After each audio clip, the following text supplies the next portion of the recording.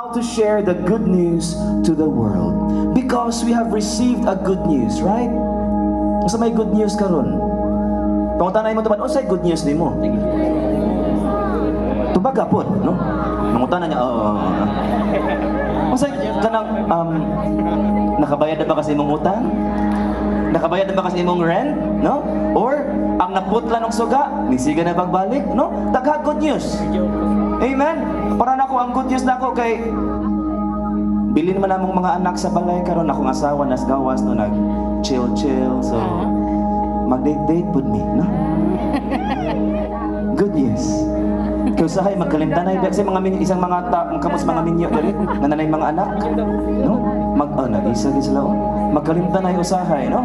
So good news atong suryaan karon. And talk one is this. What good news are you sharing? That's the title of Talk 1. So now, are we ready to start and pray the favorite prayer we have at the feast? Yes. Let's start in the name of the Father, and of the Son, and of the Holy Spirit. Amen. Together, please.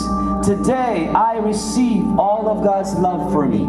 Today, I open myself to the unbounded, limitless, overflowing abundance of God's universe. Today, I open myself to God's blessings, healing, and miracles. Today, I open myself to God's Word, so I become more like Jesus every day. Today, I proclaim that I am God's beloved. I am God's servant. I am God's powerful champion. And because I am blessed, I am blessing the world. In Jesus' name, amen. Thy word is the lamp unto my feet and the light unto my path. All of us here, or if not, most of us here are Christians. Most of us here are Catholics. Kita nga mga Kristiyano, what is the good news? Kung na yung mga tanong mo, what's the good news? What would you say? Dili nga tapit sa inyong matubag. What is the good news? The good news is balikan na to sila. What is the good news? Christ is risen. Say good news? Christ is risen po. Dili, say good news. What's the good news? Christ is risen po. No? Pwede naman sa kanang di ba ang balita. Magkatay-katay na ng balita. May mga pagsangin, hapaghangin si mong kuhan niya. Masulti ka, magkatay-katay ang balita. Ang question lang nato, number 1, what is the good news? And nikatay ba? Ni-spread ba ang news? In Mark chapter 1 verse 1, New NIV translation, we read the following intro to the first written gospel ever. Si Mark ang una nga gospel nga ingon sila mo na suwak nga gospel. Let's read together.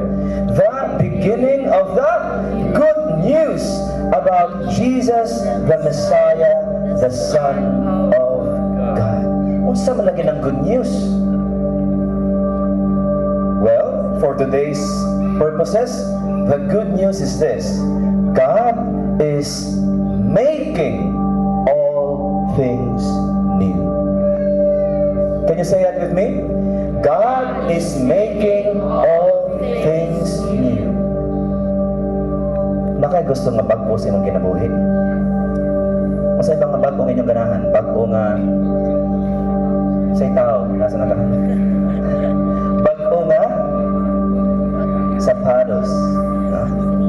Saluyo bago nga chinelas. Related na lagi gagawin ninyo mga ganahan. No, Dre, be creative. Ganahan mo bago nga balay. Saluyo bago nga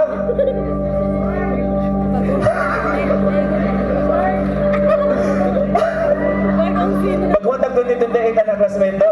Pero wait, daghang mong agree na bago daw nga no? Dire, bago nga work.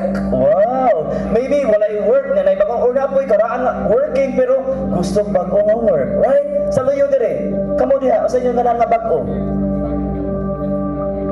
Bago nga? Asa? Partner. Daan pa ko. Dili say bago nga ganahan. Bago nga? Apartment. Wow.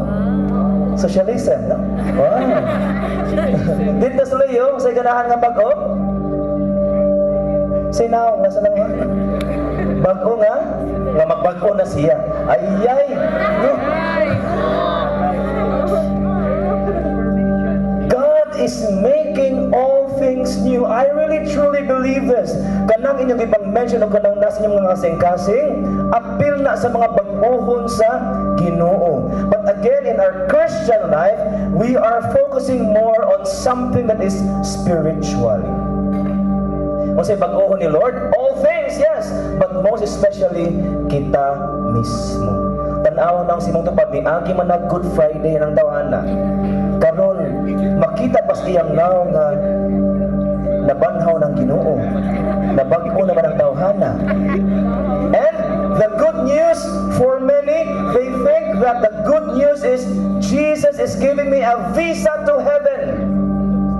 Nga malangit tayo din taon ko.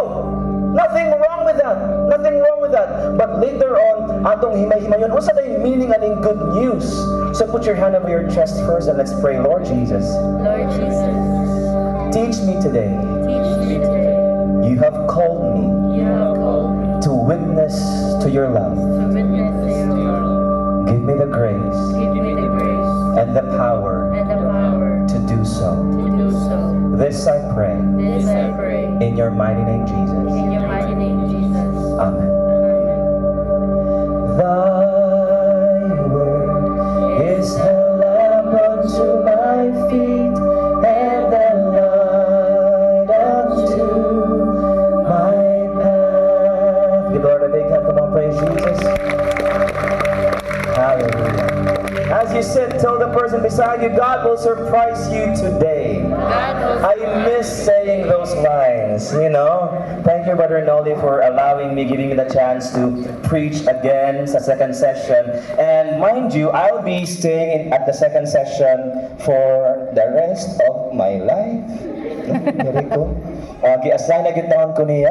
No, so, can you look at the surroundings and now lingian yung tupad sa luyo po lingian luyo linas luyo mo smile ang mga taga-production no tanang sa o sa may daghan pa kayong mga spaces, right? And then I encourage you usa nis mga good news na dapat natong ibalita. Are you blessed here in the feast? Yes. I would believe so because pagkanganan, the fact that you are here, na uban nag-inusara, na uban na pamilya, whatever your circumstances, the fact that you're here, it's telling me you're sending a message to all of us, your Brother Nolly and myself, na you are blessed to be here. Why? Because Sunday is Sunday. You could have chosen to just sit back, relax at home, and that's fine. That's good. Nothing wrong with that. But you came out of your way. You went out of your way, came here, spent time, nilinya pa mos gawas, which I thank you so much for being patient. So, if na-blessed ka, let's share the good news. I know you have friends and families na need nila ang feast. Amen? Amen. Bisag di sila mo respond dayon. Sige lang, imbitahan lang yun, i-share. Have you followed the Facebook page of Feast Ayala? Go to that page, follow, and then share whatever ang mga post dito. I-share sa inyong mga kailang, inyong mga parente. Kay what nakibaw ka sa sila, maatlan ba nga, ala, tawgon sa sila ni Lord, parihan nato. Amen? So, good news. Usa man ang good news, kung balik-balik sa mga tanong, what's the good news? Good news is actually taken from the word gospel, and gospel is taken from the word God spell. God means good, and then it's an old English, no, God spell, then God means good, and then spell means story or news. Nya kanang gospel po, it is taken, it's based on the Greek word euangelion. Can you say that with me? Angelion. No? Euangelion is a combination of two words. Ato ipakita diya sa screen, no? Eu means good and angelion means news. Mona, if you remember, many years, like last year, we talked about being stressed, pero na po yung mga good stress. Diba? If you remember, we mentioned in here, I remember na ako dali nag-talk, I mentioned a good stress which is called eustress. Diba? Ang EU, ang U means good. So, good news din na siya. Tanaw na si mong tupad balik kung naba na siya gidala nga good news. Or gatingsi-tingsi lang na siya diha nga kanang ko ano. Nga binuang lang na siya, no? So good news. Evangelion. Bro, nalagi word na angel, di ba? Sakto ba, bro? Yes. Evangelion means message or news. Unya ang angelos means bearer of the message. Munang na angels. Messengers. Are you following? So Yes. basig lang pari-pariho lagi din. Yes, diha na gikuha from the Greek word. So in ancient time, the good news or the gospel was not a religious term. Di ba, we don't usually say, di ba kung na may good news, for example, isa nakapasar na rin sa ilang exams, aka nang sa ilang board exams. Ala. Ito bakpakan. Ay, isa ka mo tanan, para mapakpakan yun. Very good. Congratulations. Kung lagi mo lahi, ganina dahil lahi ilang aura, mura yung nakapahulay. Kaya mura, ay salamat, managin din tao. No? But di ba, katong nakapasar mo, niingan bagod ka, nakoy gospel pa, nakoy gospel. Gospel lang sa mga ngunguros ba? Di ba, dili kayo na to gamiton ang word nga gospel in our colloquial nga conversations. Saan ang colloquial? Colloquial, no? Ang colloquial is kanang normal conversation, no? Kanang mga anak, no? So, hindi ka naman, huy, ako, nakoy gospel para nimo sa man. Kami na. Gospel ba yun? Di ba ito nga, huy, lipay kay ko, nadyo ko isulti nimo, friend. No? Pray, tell me more. Nan ka, no? Spill the tea. Kaya, no? Muna yung mga, but ang word na gospel, or good news, the evangelion, was not usual in the Greek civilization. Ilang time, dili siya used for religious lang. It is actually used for any, kay evangelion is a word man, is a normal word. So may mga normal words sa Bisaya. Kuan, di ba? Kuan, unsa? Kanang, no? Kanang or kuan? Kanang kuan. So wala siya, kuan ba? Pwede ka mong kuan kay kuan na kay kuan. Pero kanang wa ka kasabot pero kasabot ka? Kagets mo na marag nakuan na jud kay kung kuan niya. Nakuan man gud ang kuan so muna nakuan na. Ay bitaw, may panikuan ka dito sa kuan kay nakakuan ta ka sa kuan. Ingon ana pod ang evangelion in that sense nga my point is it was a word used for everyday life but na po siya yung meaning, a deeper meaning or a higher use. It is used for royal announcements or pronouncements. So a evangelion kay gigamit siya kung na-announce ang mga royalty, mga kings sa una silang time. So, naapo sila in history, they dug up a lot of, di ba, ng mga anthropology like that, mga scientists, na sila mga nakuha ng mga ancient manuscripts or inscriptions nga na butang dito ang word nga daghan ha, but I will show you one inscription, gitawag na Priene inscription in 9 BC nga na mention ang word nga evangelion. Are you ready to read it with me? Let's read it together. It says, Providence has ordered all things and set them in order by giving us Caesar Augustus, whom she has filled with virtue that he might benefit all humanity, and has sent him as a savior for us and our descendants, that he might end war and bring order to all things. The birthday of the God was the beginning of the evangelion for the world. Now, if you, let's stay on that screen, I would like you to try to study that for a moment silently.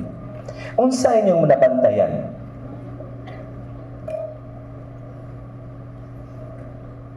Unsay nabantayan nato ana nga Priyan inscription? Sige, I know you have it in your mind, so maybe nakabasa ko sa inyong mind, pero no?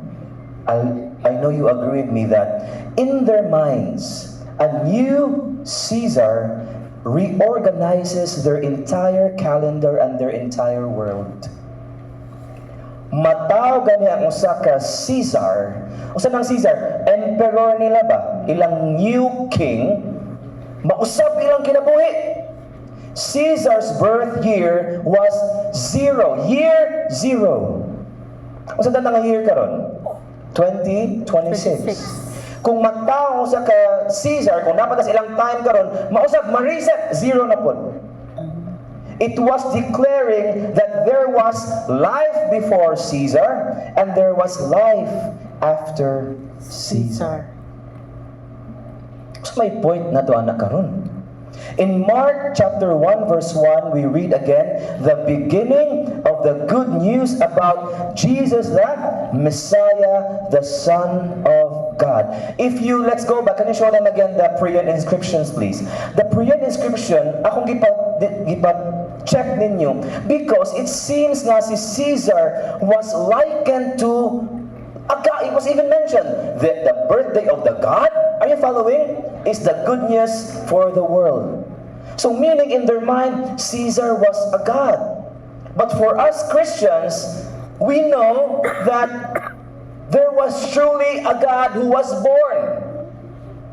In Luke chapter 2 verse 10 to 11, it even says, the angel Gabriel says, "Do not be afraid. I bring you Evangelion that will cause great joy for all the people. Today in the town of David, a Savior has been born to you." If you remember the Priyan inscription, He will make all things new. He will change everything. He will end wars. Are you following? But we know in the Christian life now, we know that somebody really did come.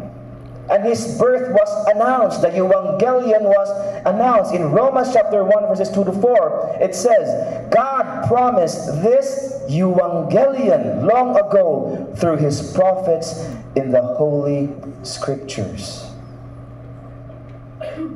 Amazing. Kung naa daw, mataw nga king, the new king, kay mausab ang ilang kinabuhi. That's literally the meaning. Now, for us Christians, we always think nga kung hala, masave ko ni Lord, ma-bless ko ni Lord, I will go to heaven na. And that is correct, but that may not be the true core message of the Evangelion of Jesus. Because the good news, the Evangelion, is not a visa to heaven, as I said earlier. Dili pasabot nga kung makuanta sa good news, makaibaga sa good news, hala, maato na ko sa langit. That is not the full meaning of the good news, because the good news is Jesus Himself. And what did Jesus do? Did He stay in heaven? No, He went down from heaven, became man. So now, usay meaning ana? If we base now our context, sige, good news, base it now on the Priyan inscription, and now we know Jesus is actually the God-man. 100% God, 100% human. Unsa naman daay now ang mahitabo sa atong life? Nakadawat mo ta sa atong good news na si Jesus Himself. What's gonna happen? What's the implication? Are you with me? Or are you waiting for the answer? Are you dying to wait for the answer to be given to you? Yes? Lean in. Come on, ayaw mo lean in. I wanna whisper it to you. Ang meaning, are you listening? Nangatawag yan. I'm serious. The meaning is that, are you ready? Yes. Jesus is now going to alter, mausap ang atong kalendaryo, atong personal calendars, o ang entire world. Mauna ang meaning sa good news nga giingon ni Mark. In the same way that for the Greeks, there was life before Caesar and life after Caesar, Jesus now becomes, the birth of Jesus becomes now, or your experience of Jesus personally becomes now year zero. And in your life, you will be able to say, I have a life before Jesus and life after Jesus. Have you experienced Jesus in your life? Yes. Sure, good mo? Sure. Can you close your eyes? Labi na katong mga niingon nga yes. Really seriously, I want you to quickly check your life now. When did you meet Jesus? When did you meet Jesus? And as you're closing your eyes, I want you to stand on that timeline nga na-meet mo si Jesus. I don't know by what circumstance, but that na-meet mo si Jesus in a very personal way. And I want you to look to your past. That was life. What you're looking at now in your mind's eye, that is life before Jesus. Look at your life the moment you met Jesus and look to the future from that time on. From that time that you met Jesus up until now, that's your life after Jesus. Open your eyes. Jesus, you change our lives. Dapat mga usap undakta. Not instantly, it is a process. May uban, their Christian life is so heavy. Magulanon. Nito ko sa Ginoo, magulanon. Why? Because they want nga mausap na unta ko karon dayon mausap na unta ko. But that is not the case. Bro, naman lagi mga milag na? Yes. There are exceptions to the rule. Like St. Paul. Like these people, no, I'm gonna show you people whose lives really changed right after, no. Zacchaeus, he was a chief tax collector. He cheated a lot of people, but when he met Jesus, he said, Lord, Zacchaeus, I will eat your house. I will eat in your house. No? Kuya mo Zacchaeus, kanon niya ako, or makaon, di ba? He dined with Zacchaeus, and then Zacchaeus said, Lord, I will not cheat anymore, and I will bring back times 4 pa akong mga gipang cheat sa ubang tao. His life changed for the better. Who else? The woman at the well. When she met Jesus, or to be honest, Jesus met her, nausap iyang kinabuhi. Before she met Jesus, she had 5 husbands. Napag siya extra pag yun. Nauyab. Grabe. Collect, and then select siguro siya, no? Muna yung style sa uban diri, no? Collect and then select. Ayaw taon mo na, ha? But Jesus told her, I will give you living water. And then, being the woman that she was, nung magtagok siya, if you know the context, nagtagok man to siya, that's why she drew water at high noon. Para init magkayo, wala yung kuyog niya, kay mauwaw man siya. But when she met Jesus, her life turned around, and then she did not have any shame anymore. She went to the town of Samaria and said, I have met the Messiah. Ingon anak, bata mo balita. Tapaylain, as I said, si St. Paul, he was called Saul before. And he was a Pharisee who wanted Christians dead. He may not really be the one, be naman ni patay good, but he condoned it. He supported the execution of Christians during his time. And what did Jesus do? On the road to? Road to? Damascus. Riding his horse on a high horse with the pride. What did Jesus do? He met Jesus like a lightning. Hinahagbong siya. And he was humbled. That's why Saul now became Paulus, meaning the humble one. A lot of people, their lives changed when they met Jesus. Others, the next picture, no? Peter. We read St. Peter's letter ganina during the second reading.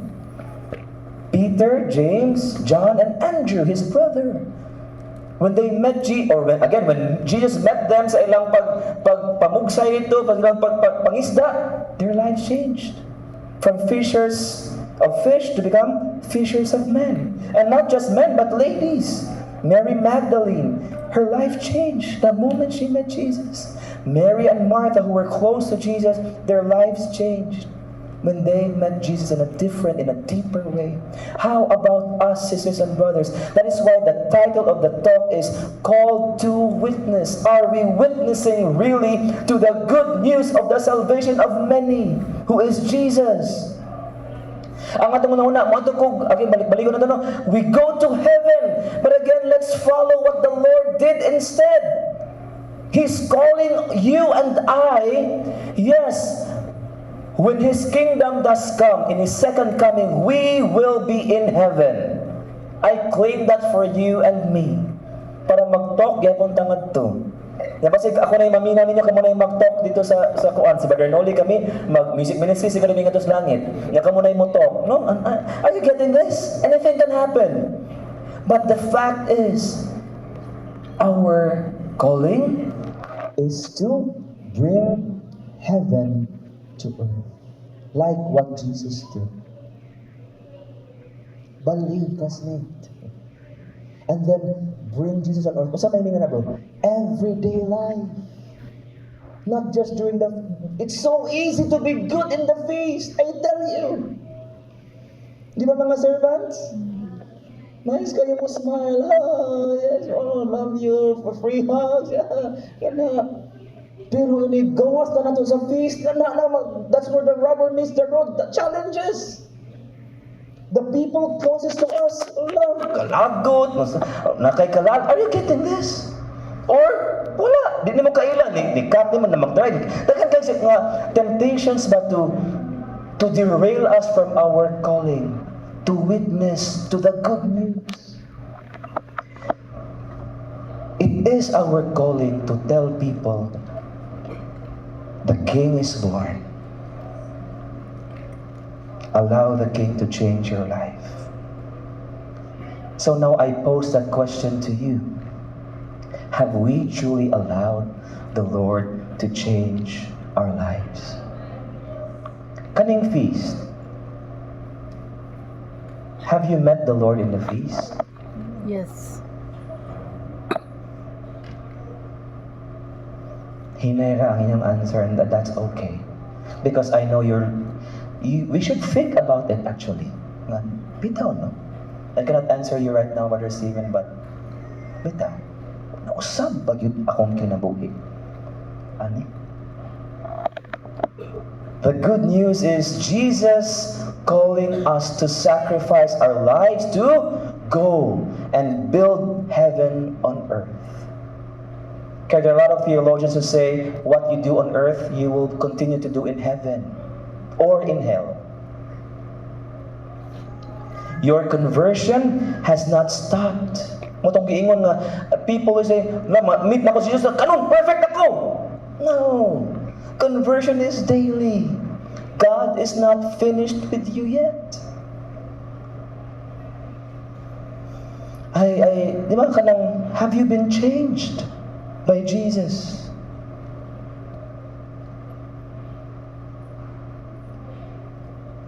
And if na-change mo, are you changed for the worse or for the better? I like the song, if you will allow me, na brothers and sisters, I've heard it said that people come into our lives for a reason, bringing something we must learn, and we are led to those who help us most to grow if we let them, and we help them in return. Now I, for one, believe that's true, and I know I'm who I am today because I knew you. Like a comet pulled from orbit as it passes the sun, like a stream that meets a boulder halfway through the wood. Who can say if I've been changed for the better? Who can say? Because I knew you, I have been changed for the better. Ito bakbakan ng Ginoo. Si Lord atong bakbakan dili ako ha. Si Lord kay it's like next time, at least ako, that's how I use songs, the secular songs mga. Is the Lord speaking to me through this song? Kaya if we really allow Him, di ba? If we are led to someone who will change our lives, and you being here, you are being led by the Lord Himself to Himself. Nga ma-meet ni mo siya, and then, kanibatang, you will be head over heels, changed by the Lord. Akong life, nakay kong stories of changes in my life. But usara ka mga storya, I met the Lord 2002 at the feast. So, yeah. Mga 6 years old. I was college, and then I met the Lord 2002, and then the conversion is daily good. I tell you, I'm not perfect, like most of us here or all of us here are. But what's good about the feast is you're journeying with people who are imperfect like you, pero you have the same goal ba? Ayos ka ayun. Kaya tayo, nagdagan ka, pandol ka niya, nangapandol po sila, tinong, isig ko na ito, mga tindog, ay, padayon mo sa itong panaw, ayaw hunong, padayon, finish the race, right? And hopefully, kato atong big message, what's the big message again? God is making all things new through us. Nadayon. Muna ang tahas ni Lord natong tanan. That lives will be changed. That they will meet Jesus through us. Let's all stand.